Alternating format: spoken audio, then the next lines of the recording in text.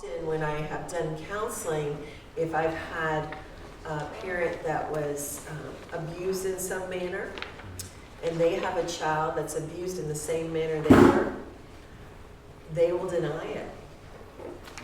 Because that's what they learn to do for themselves. So another reason there are generational issues passed down from one generation to another.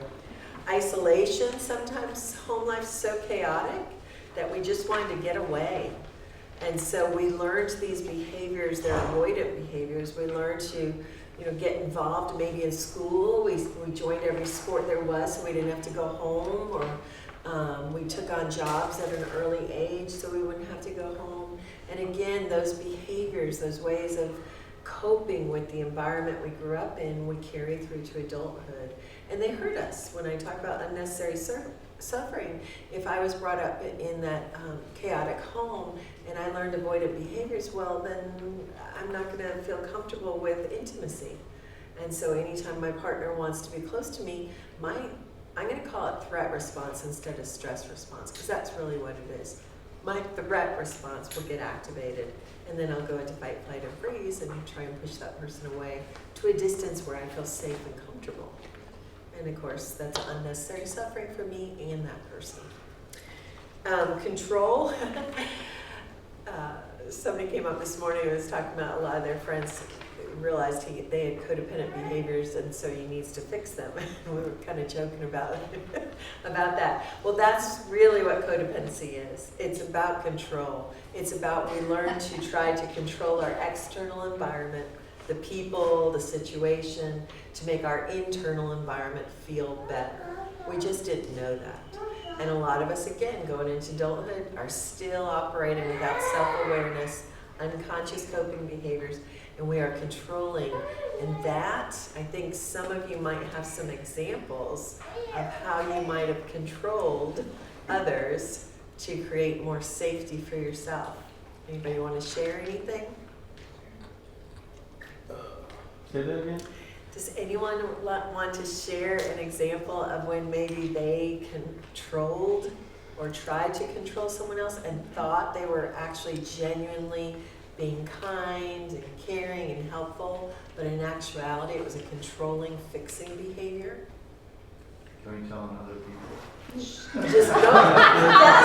Yes, you can. But no names. I should have just to review. Of course, that's what everyone. Yeah, we want to protect the innocent, so we can share our stories if we share someone else. Disguise the person. I see a lot of other people do this. Yeah.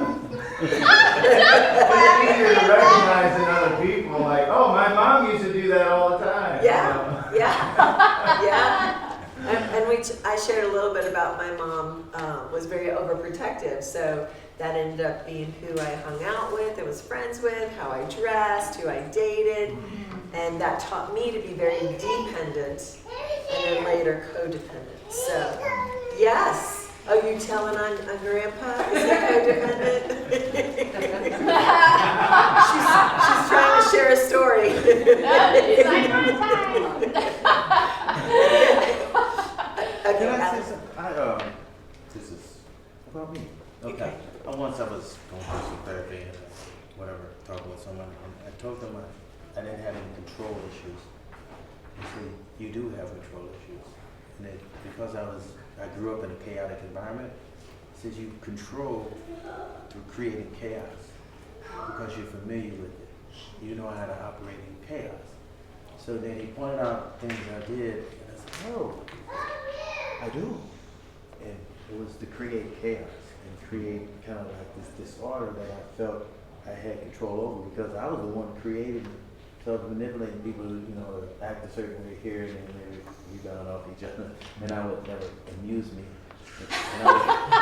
And it wasn't like vicious. That's hilarious. It's very unconscious. Yeah, it wasn't, and it wasn't like I was causing people to come against each other or any kind of vicious nature or malicious. It was just that I would just do things and just throw things off, I do that now, but say something. I love that example, and we can relate that to Christianity, because how many times have people shared a prayer request and we go around to everyone else, and it's really not a prayer request, it's gossip. Uh-huh. Or we triangulate, you know, we instead of going directly to the person we have a problem with, we go to everybody else talking about that person and the problem instead of going to them. So that's part of creating that chaos. And we grew up in homes where it wasn't safe to go directly to the person if it was a parent. So we would complain to friends, or probably not friends, but family, because we usually keep it within the family. And then again, we carry those behaviors out into our adulthood. Yeah, I did it through mockery. Mock someone. You did it through Mockery. what? In some kind of mockery. Oh, I would mockery. mock the person. Yeah. To their face or to other Well, people? to their face, but it was in a subtle way that. Oh, that's a great example. Alan, Because tell when us you more. mock someone, make fun of them, belittle them, even in humor, Yeah. it is a controlling mechanism. You're trying to get them to respond in a different way. You're not comfortable with it. Yeah. Very good. That was my, the coping mechanism. Yes. I learned that I could make people, well, I'm not manipulating you when I make you laugh. There's a natural thing that's there too. But it was, I knew that if I could provide humor, I would make myself comfortable. Because I was changing schools and neighborhoods, and then it was chaotic at home. So I learned that if I can entertain people, and they're like, come on, it's Alan, the entertainment. Yeah. And so that's still there. There's a gift that's there, but it was kind of used to keep myself at a distance too. And then, Very good example. and then the relationships I had, you know, these, you know, women would like me, but when they were in a relationship with me, they would just go, something's wrong, because I was not paying attention. That intimacy would not happen with them. I didn't want to have that. It was like that was threatening. What are you up? No, leave me alone. Hey, you're getting a little too clingy. You know, and so, you know, Can't tolerate the relationships are- seriousness. yeah. Yeah. I don't want to take over. Can I go ahead? That's a really another very good point by Alan. Because Alan's been Really, really you good. take it He's actually over. the first person example. Life Take stories. it over. Because these coping mechanisms or behaviors that you learned in your childhood, you won't lose the ability to have that, but you'll gain through self-awareness. You'll gain power over it, so you can use it appropriately. Humor's wonderful, but when we use it to control or manipulate others, you know, the intention and motivation of our heart is not lined up with God. So if we're unconscious, it won't be. But if we're conscious, self-aware, with God's help, we can use it appropriately. So sometimes we can beat ourselves up for these behaviors, but they actually are Superman skills. You know, they're superpowers that other people didn't develop, and we had to in the circumstances we were. It's kind of like someone who can't hear, maybe their sight is much better. So that's the truth for us, but again, in balance is the key.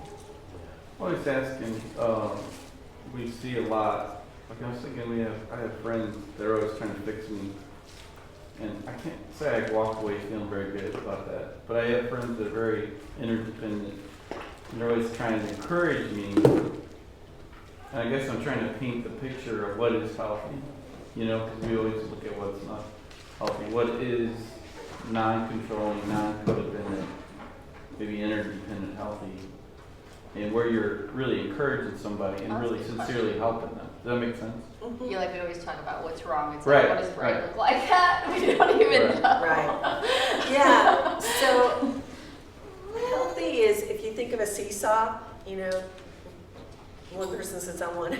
For the younger ones, I don't know if you know what seesaws are, but Yeah. a seesaw, That's your dating. balance should be like in this range, not how we normally would do it. One would go up and the other would go up.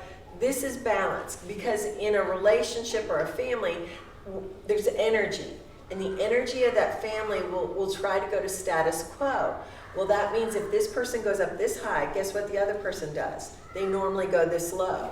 So if this person's real rigid in parenting, this person's going to be real playful and not a very good parent as far as discipline or boundaries go. if this person comes back here, this person will come here. So healthy is switching roles. Sometimes I'm the disciplinarian, sometimes you are. Sometimes I'm the funny one, sometimes you are. But if I'm always the funny one, guess what? This one's overly responsible. So it's natural for us to go to status quo. To keep excitement in our relationships, we want a little bit of newness and movement, but not static, stuck in extreme roles. Okay?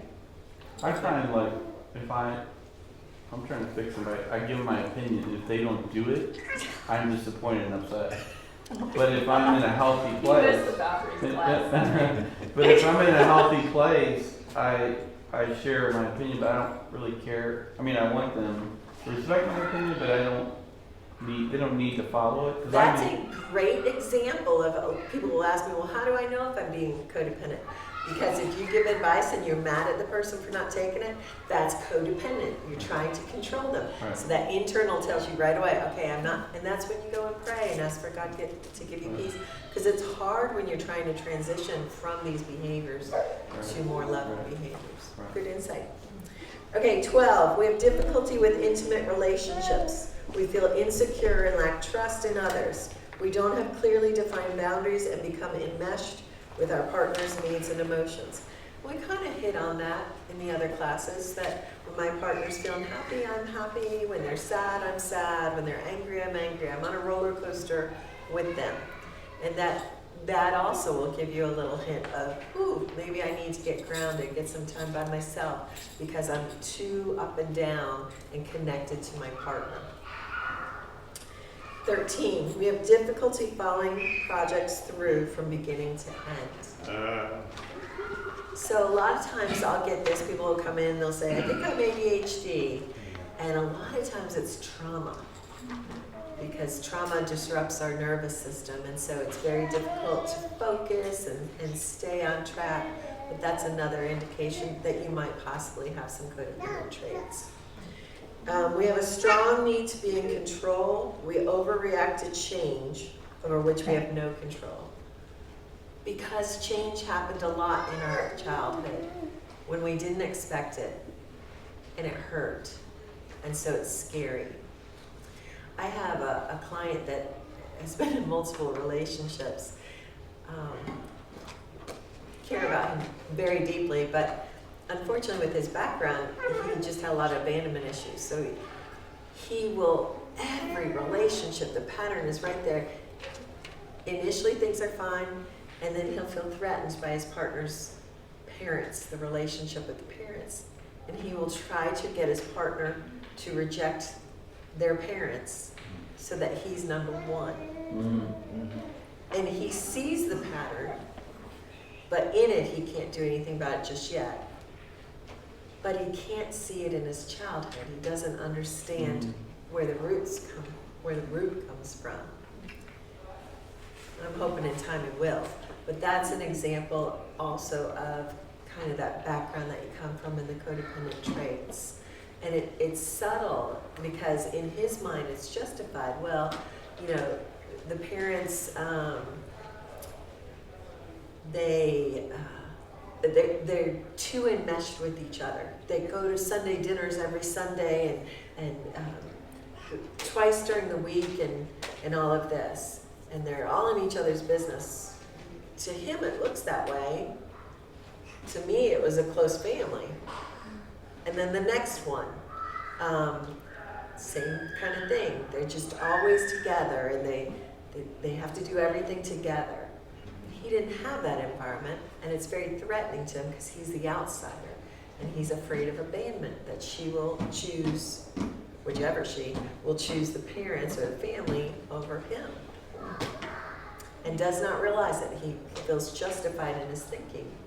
So that's how subtle and scary codependency can be. We can be so in it and not know it. In 15, we tend to be impulsively take action before considering alternative behaviors. Again, it's a trauma response, and often people will think they have ADHD and it's trauma. Okay, so this is the meat and the potatoes I want to get into, but before I do, I just want to check with all you guys with characteristics of codependency. Is there anyone in this room that feels that none of those examples fit for themselves? Okay, so we're all kind of relating. Okay. This next page is called Secure versus Insecure Family Attachment Patterns.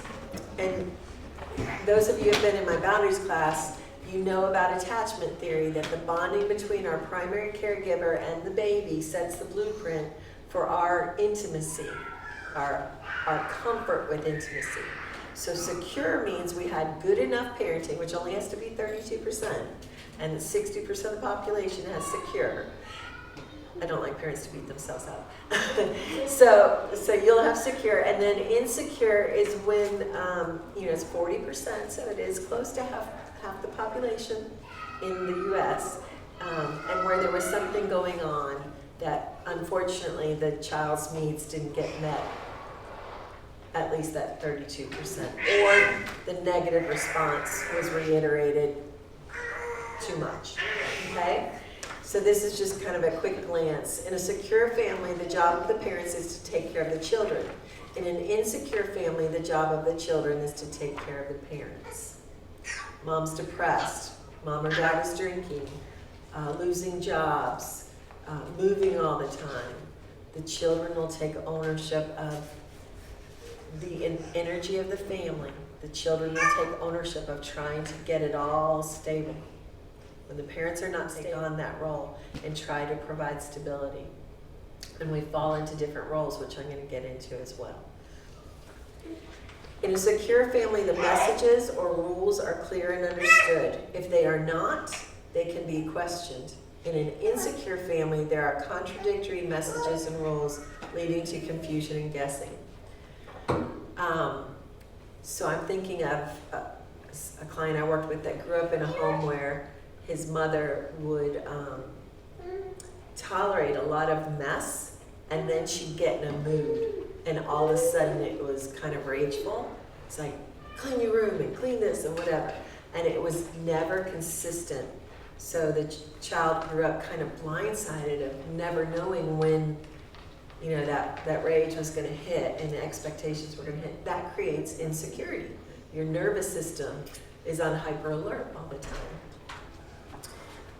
In a secure family, the child is always loved, even if the child's behavior is unacceptable. In an insecure family, the child is shamed and the person is confused with behavior. So not so much now, maybe some now, but I have several clients who experienced teenage pregnancy, not necessarily by their choice. Sometimes it was through date rape or something like that, but the family responded in their grief with rage. And at those times too, you'd send the child off somewhere to have the baby. And that's very traumatic. And so just that one event can lead to codependency out of fear of abandonment issues. In a secure family, personal boundaries are respected. In an insecure family, personal boundaries are unclear and often violated. I have another client I was thinking of. They weren't allowed to close their doors, and none of their doors had locks. And even the bathroom door, when he had to go to the bathroom, that was open. A lot of boundary violations in that family. In a secure family, all feelings are tolerated. In an insecure family, feelings are often violated and therefore repressed. And we kind of hit on this in some of the other classes, My dad, if I hurt my toe, he'd be like, come over here, I'll fix it. And I'd go over there, he'd put me on his lap, and he'd hold the toe up and say, anybody have a saw? And of course, he used humor to get us out of it. But unfortunately, the message you get is you're not allowed to feel what you feel. Now, he didn't know that, and it was a different day and age. But if that happened too much for every time you got hurt, it could cause a problem. Anger is another issue, Parents can be angry, but they don't necessarily tolerate children being angry, and they don't really know how to deal with it when kids are angry. So you want to be able to feel what you feel, but express it in a manner that is not hurtful to yourself or someone else. And the parents are the ones who are responsible for that. But again, in previous classes, if the parent didn't learn how to regulate their own emotions, they're not going to know how to model that and teach that to the children. Since God's a restorer, a fixer, our Father, how do we lean where we recognize that thing, that attachment style? How do we pull that from God to replace that? Does that make sense? I'm not sure. So if you're feeling like that example you just gave, like you felt insecure of a situation where your father treated you on earth, and then how do we pull that from God so that restores that void or that gap? Does that make sense? What I hear you saying is that if we grew up in a family where maybe our father wasn't secure themselves, didn't know how to regulate themselves, and we know that God does, how do we access that image of God when we didn't have it from our fathers? Exactly.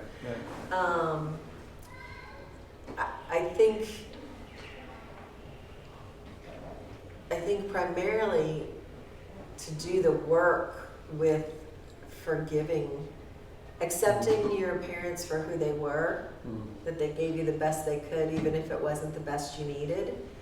And that allows you to accept it and release it, to forgive them. And once you're able to do that and recognize them as a human being, not perfect, then I think you're able to understand God is perfect. And so to hold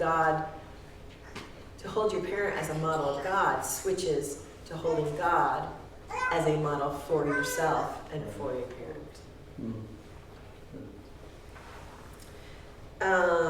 In a secure family, the parent is a teacher and guide. In an insecure family, the children bring themselves up the best they can. I'm the middle of 10, and when I grew up, you're kicked out in the morning and you're not supposed to come home till dinner time. And there's a lot of stuff that happens between 8 in the morning and 6 at night. So, if you don't have that guidance, parents around you or an adult around you, when those things happen, it can be overwhelming. And you can experience things that can make you feel insecure. Nowadays, it's the opposite. Your parents tied to you like your Siamese twins, and you can still get insecure because it's too controlling that way. So again, the extremes. And in general, that's kind of what happens in life. Psychology taught, be independent, and now they're talking, nope, that hurt them, so do this. Somewhere in between. Okay, in a secure family, there are reasonable limits and structure. In an insecure family, there's chaos or extreme rigidity. So, Alan, you touched on that chaos, no rules, people come and go anytime they want, you don't know when you're going to eat dinner, there's no set traditions. Rigid family, there's very strict rules, and if those rules are violated, there's very strict punishment. So again, it's extremes. In a secure family, demands made on children are age and developmentally appropriate. In an insecure family, the child is asked to grow up too fast or treated like a baby. Unfortunately, with divorce, I see so much with parents who talk to their children as if they're adults. Children's brains are not fully developed. And when you talk to your child about your ex, or about your own feelings, or about adult issues, you are hurting your child, and they can develop codependent traits. So I see that a lot, unfortunately. On that last, made grow too fast. So I was raised, they pushed for me to be so independent, and, figured out, be independent, and, this is going to help you in life, be independent. Well, at a young age, if you're pushed into that role, and there's some really positive things that came out of that, but if you're pushed into that role, you make a lot of decisions at an age when it's you're going to screw up. It's too much pressure. And so in that, the independent piece was really good, but then it made me feel really insecure because, it really sets you up for a lot of failures. Yeah. Because you're going to make a lot of decisions you have no business making. Yeah. You're exactly right. And it's sad because, again, with psychology, originally, all of psychology was studied on adults, so they applied adult knowledge to children. And it's only now in the last, I don't know, 10, 15 years that they realized that you can't apply the same standards. So our parents were taught that. And a lot of the dads were like, I want to make him tough. Yeah. So he's not going to be bullied and he can handle, the hard times. So the motivation was there, but you're right. Unfortunately, it caused more problems than good. And when you're faced with situations that are beyond your capability, there's a sense of inadequacy that comes from that, a sense of feeling overwhelmed. And that carries through to adulthood, that when you're faced with something new that you're not sure about, you'll have that same sensation, even if you know you have resources now. Unless you've done work, your tendency will be to be in denial that you're not the child anymore where there were no resources, that you are the adult and you have resources, and you'll act in the same way. So there are many. I remember in college I had a Psychology 101 course and they had us do a self-portrait, and I didn't realize what it meant until years later, and I can't believe the teacher didn't say something. But I drew a picture of a little girl in these clothes that, like adult pants that were pooled around her, and she had a tear. Same thing, John. Grew up in a family where I worked at 8 years old and haven't stopped. I had my own babysitting service. I did, which, they were trying to teach us good things, work ethic, and certainly it helped the financial needs of a family of 12, but it was too much. Yeah. So those are things we have to overcome. Yeah, good question. Joe, you have a question? Well, that's us. I'm owning that.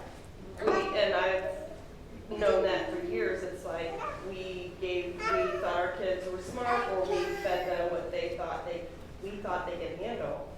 So where people are like, oh my goodness, your kids are so mature. And I'm like, I think we may have messed up. So the question then is, how can I fix that now? I guess because I've got, they're not out of the house, nobody's out of the house. But how do I fix that now? How do I help them? How do we fix this where we are now because of that? Well, the good news is that maturity they won't lose. So they've got that in there. And often if and I don't know your background, but if we grew up with that, we teach that. So it's playfulness. It's getting more fun. Family games, card games, board games, being silly. But it's allowing yourself to be a child without responsibility. It's allowing your children. And it's hard because if you grew up in rigidity, when your child's silly, there could be a tendency to stop that. You would try to make them be serious. But again, it's because where I am, not where the child is. It's my tolerance for their silliness. It's not the child. So it's a lot of dialogue in your head of, they're being a kid. It's okay. It's okay for them to laugh real loud. I'm stressed out and want quiet. That doesn't mean that they have to be stressed out and quiet. So it goes back to continue to work on regulating your own self so that you can model that to your children. But if you have pushed the over responsibility, back up by giving them time to just play and be, even if you don't understand. As long as it's in the parameters of safety and you're not crossing moral values, things like that. I would second. I was brought up, I call it a leave at the beaver home, but it was just very loving, and we could be kids. And I would second it, and that poured a wholeness in me just to be a kid. Some say I never grew up, but it just We that could do freedom. swaps too. Rich could go to your house and then Yeah. But I really,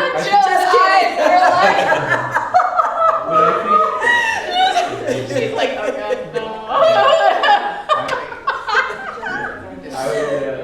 I would back off on the rules and elevate the fun and be a fun kid. And I don't think kids really need to start growing up until they're 25, so I think be goofy with them until they're, Yeah. Yeah. All right. Let's see. In a secure family, children are affirmed regularly and automatically. In an insecure family, children are made to feel unworthy and unlovable. So that's the parent that you missed that spot. You didn't do this. You shouldn't have done that. It's the criticism that we think we're just given directives, but it's actually sending the message you're not good enough. In a secure family, there is organization and planning, as well as the ability to respond to a crisis. In an insecure family, the members respond from one crisis to the next. And when crises don't exist, they create them. That's kind of what you were talking about earlier, Alan. That's so true.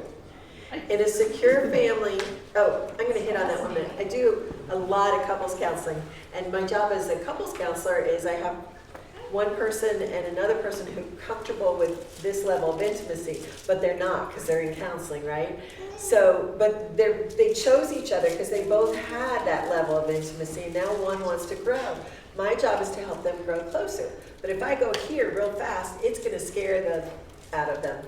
And so what they do is one of them will start an argument to get back to here. So how I have to work with couples, which aggravates them because it's slow, but it's to go forward and back, forward and back, forward and back. You have to get acclimated to intimacy, otherwise you won't be able to handle it. Your threat response will cause you to create distance. Okay, in a secure family, much attention is paid to the growth and development of the children. Their physical and emotional needs are consistently met, and the child feels safe, valued, and loved. Home is a refuge from the world and a place where energy is spent making the world safe as well. I think that goes back to what you were talking about, Joe, is we want to make our homes welcome for our children and where they are as well. And that requires being very in touch with ourselves and where we are, because otherwise we have the authority and the power to control them. Also in child development, when they're young, yeah, you use your control. Hit 12 and up, teenage years, if you haven't laid that foundation, you're not going to, if you do authoritarian parenting, you're going to get a rebellious teen and you're going to have a lot of problems. So you're shifting in your parenting when they're teenage years to giving them a little bit more freedom within the scope of what you feel comfortable with as far as safety, but it's definitely not the control authoritarian. It's more options and just matter-of-fact consequences, making those boundaries crystal clear. If you stay out past 10, you lose your car privilege. Sorry you chose to do that. You put the power on them for their choices. Whereas when they're younger, the power's on you because the brain's not fully developed. Okay, in an insecure family, the needs of the children are not of major concern. The physical needs may or may not be attended to, but the emotional needs are met inconsistently, if at all. Okay. So now we go to the next handout. The window into self, the bottom part, the chart. This is who all of us are, these 4 boxes. Open side is what we know about ourselves and what other people know about us. So I'm teaching a class. You all know I'm teaching a class. The secret is what only we know that we choose not to share with someone else.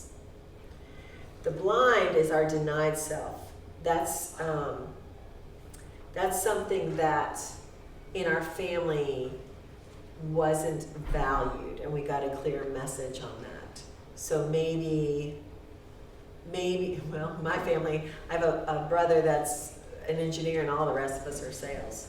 So unfortunately for him, his kind of thinking need to be quiet. Family vacations were all geared towards all of us together, lots of togetherness, and he had a tough time finding his space and his place to kind of regenerate. So that's an example of he learned to be more outgoing and learned to maybe deny some of his his traits that were not rewarded as much in the family. Subconscious would be our lost self. This is the self that's not visible to us or to others.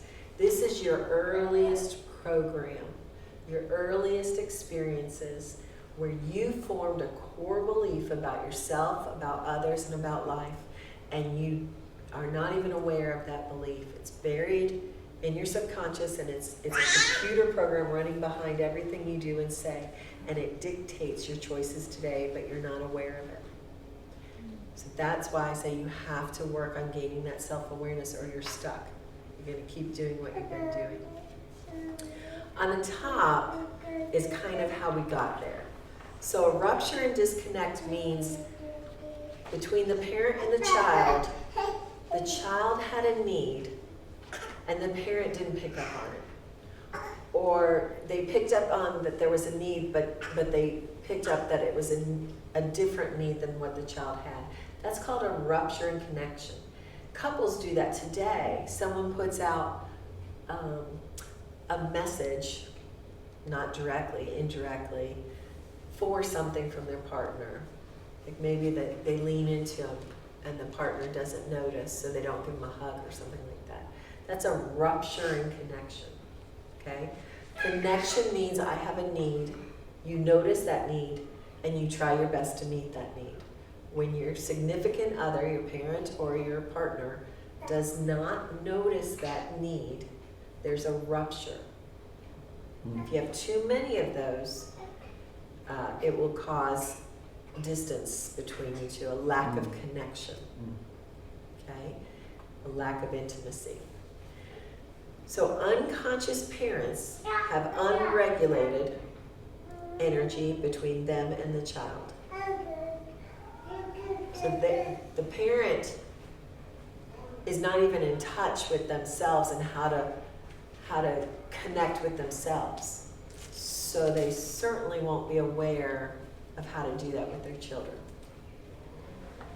Pain for the child comes from flooding of connection or drought in connection with significant other.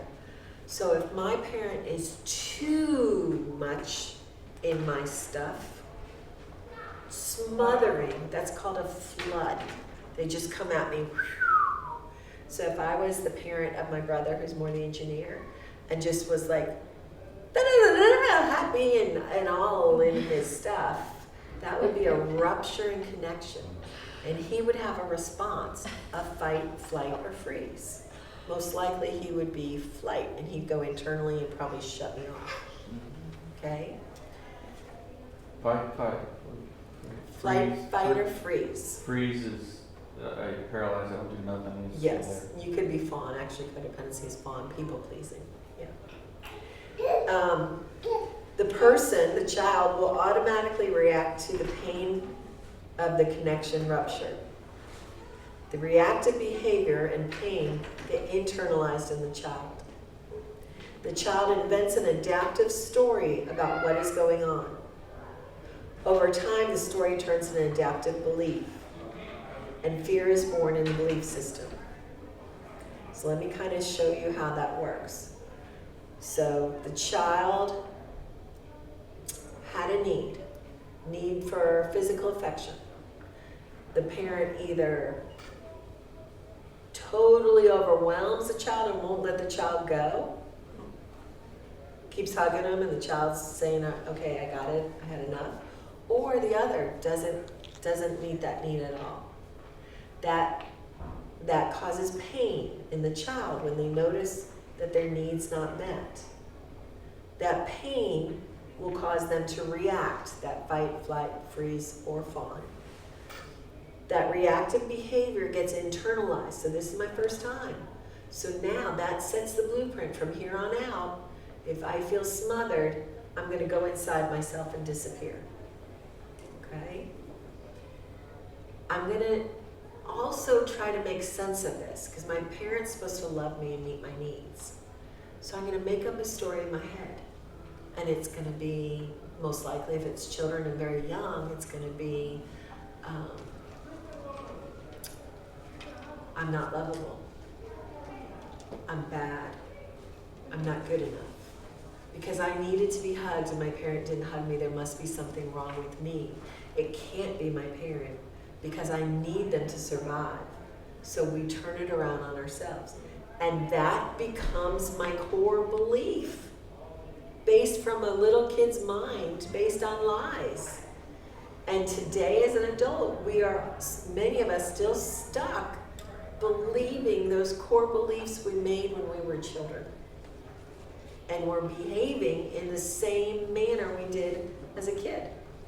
So when someone misses our cue for a hug or physical attention, we will fall into that trap of believing we're unlovable, and we will react, fight, flight, freeze, or fawn. Now, I'll leave it at that. The fear is born. So now, we didn't have that fear, right? We thought our needs would be met. But now we know and have experienced that our needs don't always get met. And when they don't get met, we're scared because we have that need for a reason. We are wired for connection. We are wired to exist. When someone doesn't acknowledge our existence, doesn't connect with us, especially a parent, we take it, internalize as something wrong with us, and we're afraid of that. So we run away from the idea that we're bad or unlovable, but we believe it, so we will go out and try to prove it, but we won't be able to because it's our belief. It's our core belief. So if I believe I'm unlovable, no matter how much love I get from someone, I'm going to be in denial of it. I'm going to push it away. I'm not going to be able to receive it. To avoid the fear, the child tries to figure out his adaptive reactive behavior to keep the fear at bay. Adaptive behavioral response begins. So this is where we learn humor. Humor will maybe get us a hug, whereas just asking for it didn't. Or at least it'll get us some positive attention, which gives us some relief from that pain we feel that we're unlovable. So those core feelings we felt as a kid, we carry with us, and we're going to choose to act in ways that will alleviate that pain and that fear as best we can. And we continue to do that as adults. The conscious response is, it feels good and brings relief from pain. So if home is chaotic, and I go to a party, and I take a drink, and woo, I don't feel so bad. And I don't feel bad inside. This is kind of cool. So I grow up, job is stressful, family, marriage is not doing so great. Where am I going to go? I'm going to go to that earliest reactive behavior that made me feel better. So if I work with someone who has addiction, to take away that addictive substance is not the issue. The issue is the core belief and the pain that they had in childhood. And to substitute a different behavior for alleviation of that pain. Ideally, it's to replace that lie with truth. So many of us have dysfunctional parents, or our parents are gone. Can we adopt a parent to download those needs? You don't have to adopt a parent. You could, but you don't have to. If you find people in your life that are close to you, who can give to you what your parents didn't, Right. on a consistent basis, that is healing. Right. So partners who bear with the other partner who has some habits that they develop that aren't necessarily good, if they bear with them and stay connected, they help heal. That they help provide that healing for that person. One time this happens is repairable. This is a consistent pattern. That's what's going to cause this. Pain is a repetitive process. Neurons are wired together, so steps 1, 2, and 3 are already created. Skipping deepens adaptive response and belief and fear. So remember how I said you might kind of question, am I unlovable? But if you have a similar response several times, and then like good ones, and then that negative one again, that deepens it. That forms that more concrete belief. So, which is weird because you would think if it was consistent and didn't have any randomness, it would deepen it, but it's actually the randomness, because that keeps you in a constant state of fear. When child experiences neglect from parents, as an adult, he or she will adapt to being the maximizer. which is usually the hero or scapegoat. So maximizer is big energy. It's the fight response. It shows up complaining is a fight response. It's a need for connection, but we're doing it in a way that is a flood. It's overwhelming the other person. And that's because our parent was a drought. They didn't give us anything. So generations will switch, they'll flip-flop. So if one parent's a drought, then the child becomes a flood. And then their children become a drought. And then their children become a flood. So it passes on, but it flips. When we have experiences of neglect or overprotection, we try to attempt to regulate anxiety by controlling the attachment figure.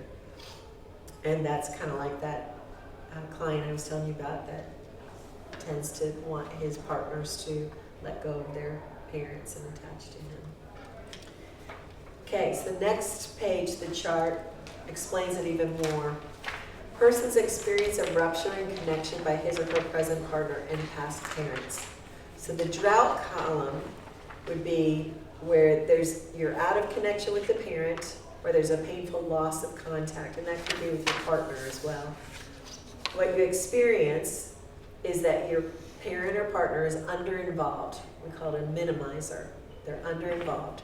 They're avoidant, neglectful, unavailable, withdrawn, or uninterested.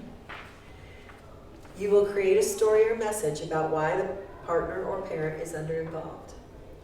And then you'll react against the pain of that lack of connection.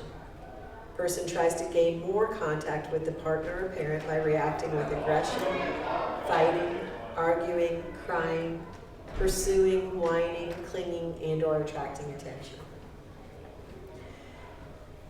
Secure, you have attuned connection, a balanced contact. You'll have learned how to ask for what you want in an assertive manner, not demanding or not indirect. And you'll have balanced energy in your relationships, your primary relationship. Flood is where there was too much connection from your parent or partner, and it's painful.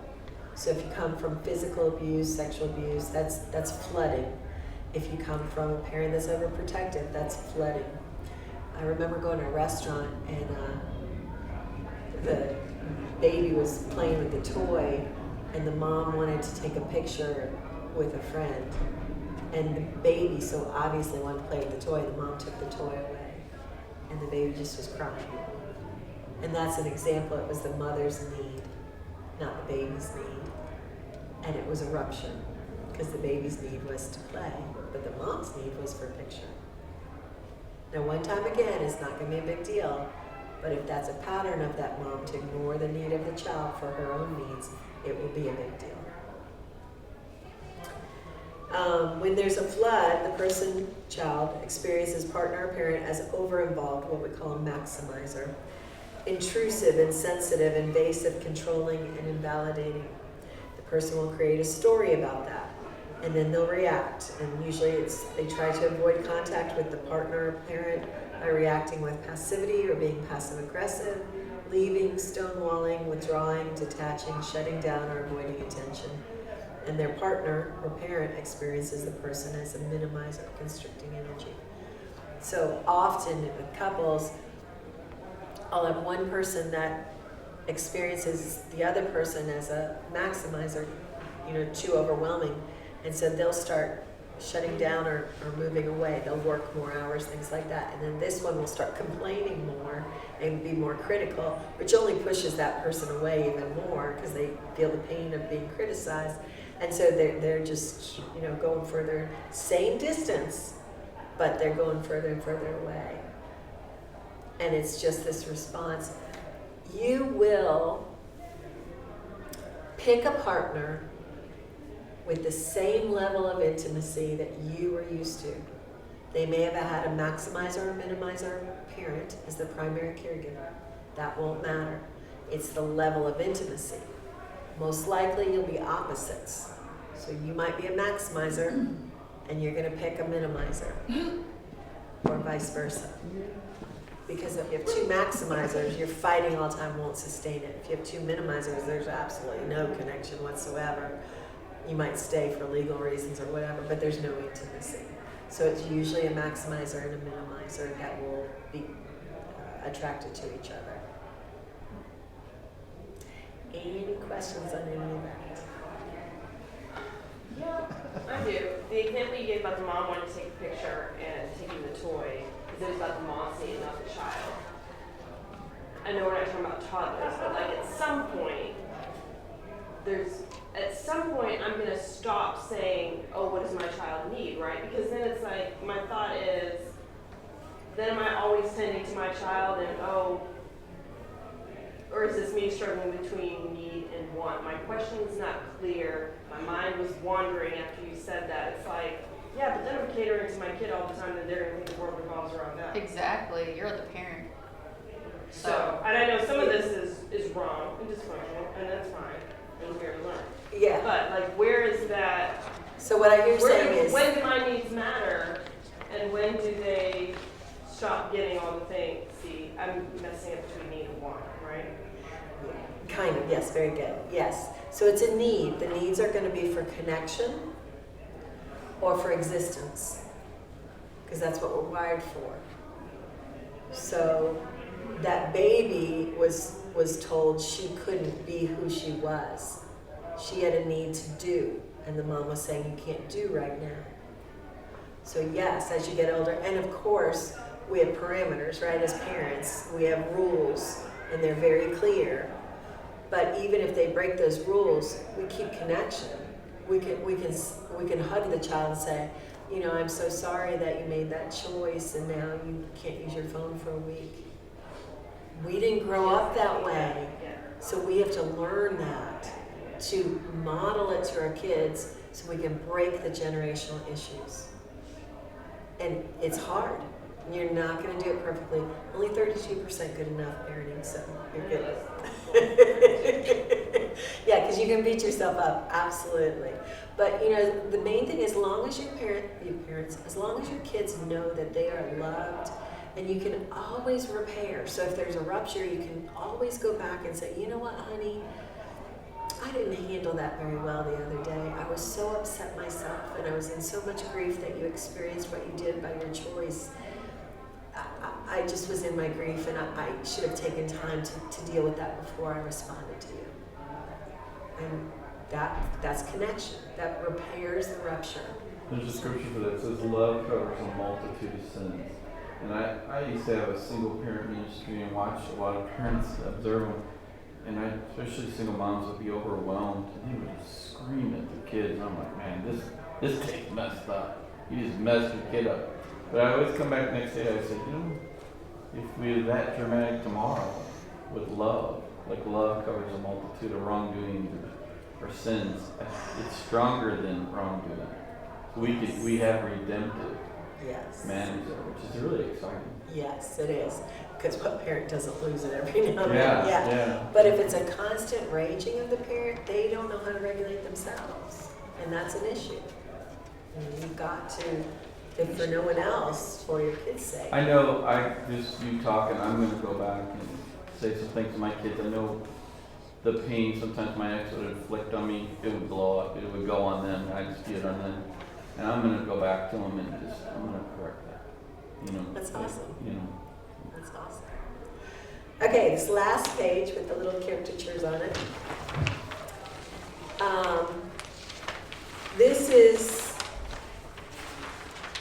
This came out of AA circles, but it's applicable to anyone who's brought up in those families where there's one person that kind of sucked the energy of everyone else in the family for mental health reasons, for physical health reasons, for depression, whatever it was. So you have different roles that you play in your family to keep that family together.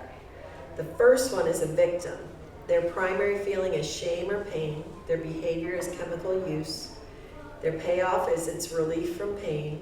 What they bring to the family to keep that family together is nothing good, nothing. And the possible price is addiction. If you had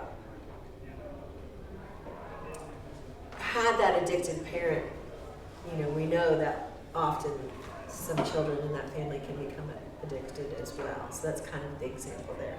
The hero is very common in all families. The hero's basic core feeling, that first core feeling produced the belief, is inadequacy and guilt. It's kind of like what John was saying before. I had these big tasks that were beyond my capability. That leaves you with this sense of inadequacy and guilt. So what do? You overachieve. You try to prove to yourself that you've got it all together, that you're not inadequate. And the payoff is you get attention for the family and yourself. That's positive. That feels good because you feel inadequate. So that's a relief from that pain of feeling inadequate. It brings self-worth to the family. The family can ignore the addict and point to, but look, so-and-so got a scholarship, and so-and-so is captain of this and captain of that, and da-da-da. So everybody pays it. It's like distraction, right? You're talking about one thing, and then they point here, and that's where the focus goes. Unfortunately for the hero, it can often turn into compulsive drive. People who struggle with anorexia often are in the hero role. People who are workaholics. Church, those people that volunteer for everything, even when they don't have time for it. Another role is the caretaker, and their primary feeling is anger. They won't know it, but it is, and low self-esteem. They their behavior shows a sense of powerlessness. They will often take care of others, but they don't feel powerful because the people they choose to take care of never get fixed. They get a sense of importance by being caretaker. They feel they bring to the family responsibility because you've got that addict who's not responsible, so they try to be responsible. They clean up after the addict or the depressed person. They cook the meals, make sure everybody's fed, or do the laundry, whatever it is. And unfortunately, the price they can pay is illness that will come out normally in their body. All that stress comes out in their body. Or they are stuck in a martyr role where they continue to choose to be in relationships with people that will use and abuse, so they get to stay in that look at me, poor me victim role. I keep trying to take care of these people, but this is how I get paid. I have a woman that her dad had dementia, and she had some property, and she had a tractor, and she left her dad there alone with the tractor and the keys, and then told me about the story. Can you believe my dad drove that tractor into the pond? No. Can you believe he drove it into the pond? And No, I'm sorry. This is hard to hear. This is so hard to hear. Oh, it's horrible. And then, so she's looking for pity for herself, right? She's wanting, you left him there. You gave him the keys. Oh my God. You created this victim, but she didn't know it. But she's a professional victim. Okay, another role is mascot. Mascot is Alan. The primary feeling is anxiety. The behavior they display is goofing around, being the class clown. The payoff for themselves and the family is everybody's amused. It distracts them from the pain in the family, distracts the person from the pain they feel. What they bring to the family is some humor, some lightness, and then unfortunately they can get stuck in immaturity where they have difficulty tolerating big feelings. The next one is scapegoat. Their primary feeling is rejection and anger. It'll show up in their behavior through delinquency. These kids will skip school a lot, get involved in drugs and alcohol at an early age, promiscuous, things like that. The attention they bring is negative, but it distracts from the addict or the person who's demanding all the energy. They do provide distraction for the family, and unfortunately for them, it's self-destruction, because if they stay on that path, it won't lead anywhere good. And then the last one is lost child. They feel rejection and hurt. That's their primary core feeling. Again, these feelings are not necessarily what we're in tune with, but they're the core. Their behavior is solitariness. They go off on their own a lot. They escape. They just want to get away from all the chaos. So that's why they're on their own a lot. And they bring relief because it's one less person to worry about. But unfortunately, as they're an adult, they still are stuck in social isolation and don't know how to connect. Because connection to them is scary. And so they're safer not connected and stuck there. Yes, Ellen? You can be, like, one of these can be your primary role, but you can also have some of the characteristics of some of these other roles. Yes, I'm glad you asked that, yeah. Yeah, 'Cause I see you a can lot. flip-flop between roles, but typically we have a primary Yeah. role growing up. And once you can identify your role, you take that from childhood and you see, is this applying to my life now? Am I doing this now? And you look at the payoff. What did it do for my family then? Is that doing it for my family now? Most likely not. Most likely it's causing suffering now. And that adult brain can start shifting that belief just by recognizing that. Any other questions? Okay. I think this is a good place to land for today. I know I probably flooded you with a lot of information, but our families have a big impact on us. If we don't study our family, we won't know ourselves and won't be able to change those generational issues. I'm going to close this out in prayer. Dear Lord Jesus, thank you so much for giving us this information and helping us to heal and be freed from the wounds of our past. I just pray that you give each of us clarity on what our own individual wounds are, and you give us your strength and courage to do the work we need to do to overcome those wounds and to find peace and joy beyond all understanding.